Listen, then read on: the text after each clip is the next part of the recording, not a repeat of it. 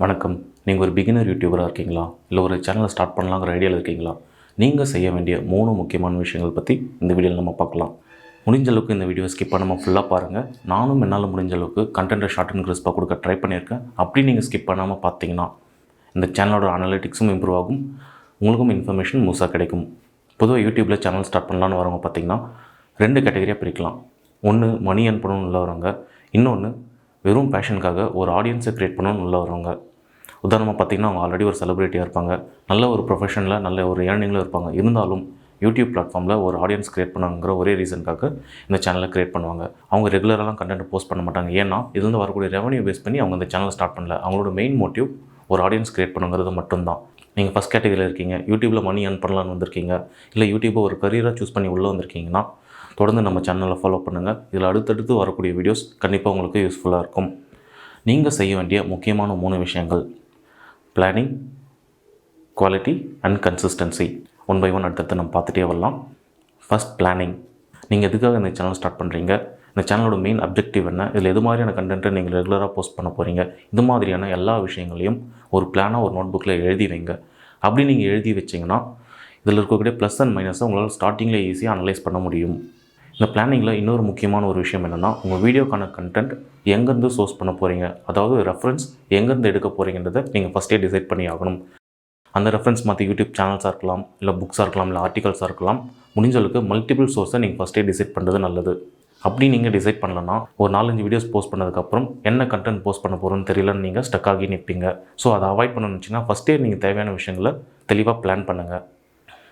அடுத்து குவாலிட்டி. பொதுவாக யூடியூப்பில் கண்டென்ட் தான் கிங்னு எல்லோரும் சொல்லுவாங்க. பட் என்னை பொறுத்த வரைக்கும் குவாலிட்டி கண்டென்ட் தான் கிங். இங்கே குவாலிட்டின்னு சொல்கிறது ஆடியோ குவாலிட்டியோ இல்லை வீடியோ குவாலிட்டியோ கிடையாது, கண்டென்ட்டோட குவாலிட்டி. உதாரணமாக சொல்லணும்னா, இப்போது ஒரு ஷார்ட் ஃபிலிம் நீங்கள் அப்லோட் பண்ணுறீங்கன்னு வச்சுப்போம். இங்கே கண்டென்ட் குவாலிட்டிங்கிறது அந்த ஷார்ட் ஃபிலிமோட ஸ்கிரிப்ட். இதோட ஸ்கிரிப்ட் நல்லா இருந்து நீங்கள் ஒரு ஸ்மார்ட் ஃபோனில் தான் ஷூட் பண்ணுறீங்க, ஆடியோவும் வீடியோவும் ஆவரேஜாக இருக்கனாலும் கண்டிப்பாக அந்த வீடியோ நல்லாவே பர்ஃபார்ம் பண்ணும். அதே நீங்கள் வந்து ஸ்கிரிப்டில் ஃபோக்கஸ் பண்ணாமல் நான் தான் ஒரு 2K இல்லை 4Kயில் நீங்கள் வீடியோ எடுத்து அப்லோட் பண்ணாலும் கண்டிப்பாக அந்த வீடியோ சரியாக பர்ஃபார்ம் பண்ணாது. ஸோ முடிஞ்ச அளவுக்கு நீங்கள் குவாலிட்டியாக ஸ்டார்டிங்லேருந்து மெயின்டைன் பண்ண கற்றுக்குங்க. நிறைய யூடியூபர்ஸ் என்ன சொல்லுவாங்கன்னா, நீங்கள் ஆரம்ப கட்டத்தில் குவாலிட்டிக்காக சரியாக ஃபோக்கஸ் பண்ண வேண்டிய அவசியம் இல்லை, நீங்கள் வந்து குவான்டிட்டியில் ஃபோக்கஸ் பண்ணுங்கள், முடிஞ்ச அளவுக்கு நிறைய வீடியோஸ் போட ட்ரை பண்ணுங்கள், குவாலிட்டி ஆவரேஜாக இருந்தாலும் பரவாயில்லன்னு சொல்லுவாங்க. பட் என்னோட சஜஷன் என்னென்னா, நீங்கள் ஸ்டார்டிங்கில் இருந்தே ஒரு குவாலிட்டியான கண்டென்ட்டை க்ரியேட் பண்ண ட்ரை பண்ணுங்கள். ஒரு கண்டென்ட்டை குவாலிட்டியாக கொடுக்கணும்னா ஒன்றுமே இல்லைங்க, கொஞ்சம் எக்ஸ்ட்ரா எஃபர்ட் போட வேண்டியதும். நீங்கள் ஸ்டார்டிங்லேருந்தே அந்த மாதிரி எக்ஸ்ட்ரா எஃபர்ட் போட ஆரம்பிச்சிங்கன்னா போக போக அது உங்களுக்கு பழகிடும். நான் ஃபாலோ பண்ணுற நிறைய என்டர்டெயின்மெண்ட் சேனல்ஸ் பார்த்திங்கன்னா மந்த்லி 1 or 2 வீடியோஸ் தான் போஸ்ட் பண்ணுவாங்க.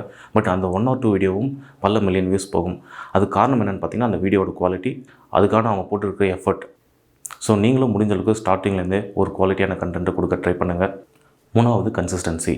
நீங்கள் எது மாதிரியான வீடியோஸ் அப்லோட் பண்ண போகிறீங்க, எவ்வளோ ஃப்ரீக்வெண்ட்டாக அப்லோட் பண்ண போகிறீங்க, என்ன குவாலிட்டியில் அப்லோட் பண்ண போகிறீங்க, இந்த மாதிரியான எல்லா விஷயங்களையும் நீங்கள் கன்சிஸ்டண்ட்டாக மெயின்டைன் பண்ணணும். கன்சிஸ்டன்சின்றது ஒன்றுமே இல்லைங்க, ஒரே மாதிரி யூனிஃபார்மாக மெயின்டைன் பண்ணணும். உதாரணமாக பார்த்தீங்கன்னா, இப்போ நீங்கள் ஒரு குக்கிங் சேனல் ஸ்டார்ட் பண்ணுறீங்கன்னு வச்சுப்போம். அதில் தொடர்ந்து ரெசிபி வீடியோஸ் அப்லோட் பண்ணிகிட்டே வரீங்க. திடீர்னு பியூட்டி டிப் வீடியோஸ் நல்லா ட்ரெண்டிங்கில் போயிட்டுருக்குன்னா நீங்கள் உடனே ஒரு 2 பியூட்டி டிப் வீடியோவை எடுத்து இதில் போட்டிங்கன்னா உங்கள் சேனலோட க்ரோத் ரொம்பவே அடி வாங்கும். ஸோ முடிஞ்ச அளவுக்கு நீங்கள் என்ன ஐடியாவில் ஓப்பன் பண்ணுறீங்களோ அதில் நீங்கள் கன்சிஸ்டண்ட்டாக மெயின்டைன் பண்ணுங்கள். அதே மாதிரி நீங்கள் போடக்கூடிய எஃபர்ட்ஸையும் கன்சிஸ்டண்ட்டாக மெயின்டைன் பண்ணுங்கள். எவ்ரி சண்டே நீங்கள் வீடியோஸ் போஸ்ட் பண்ணுற மாதிரி பிளான் பண்ணியிருக்கீங்கன்னு வச்சுப்போம். சாட்டர்டே ஒரு நாள் 5 to 6 hours கண்டினியூஸாக ஒர்க் பண்ணி நீங்கள் சண்டே வீடியோ அப்லோட் பண்ணுறதுக்கும், வீக் டேஸில் ஒரு 1/2 hourலேருந்து 1 hour டெய்லியும் நீங்கள் எஃபர்ட் போட்டு சண்டே நீங்கள் வீடியோ அப்லோட் பண்ணுறதுக்கும் கண்டிப்பாக மிகப்பெரிய ஒரு வித்தியாசம் இருக்கும். ஸோ கன்க்ளூஷன் என்னென்னா, நீங்கள் என்ன பண்ண போகிறீங்கிறத ஃபஸ்ட்டே தெளிவாக ஒரு பிளானாக எழுதுங்க. ஸ்டார்டிங்லேருந்தே ஒரு குவாலிட்டியான கண்டென்ட்டை கொடுக்க ட்ரை பண்ணுங்கள். நீங்கள் போடக்கூடிய எஃபர்ட்ஸை கன்சிஸ்டண்ட்டாக மெயின்டைன் பண்ணுங்கள். நான் சொன்ன இந்த எல்லா விஷயங்களும் நீங்கள் ஃபாலோ பண்ணிங்கன்னா யூடியூப்பில் ரொம்பவே ஃபாஸ்ட்டாக ரீச் ஆகலாம், சீக்கிரம் ஏர்ன் பண்ணலாம். யூடியூப்பில் ஏகப்பட்ட நிஷ் ஐடியாஸ் இருக்குது, அதாவது சேனல் ஐடியாஸ் இருக்குது. அதில் ஒன்று எப்படி சூஸ் பண்ணுன்னு தெரிஞ்சுக்கணும்னா டிஸ்கிரிப்ஷனில் இருக்கிற லிங்க்கை கிளிக் பண்ணி பாருங்கள். தேங்க்யூ.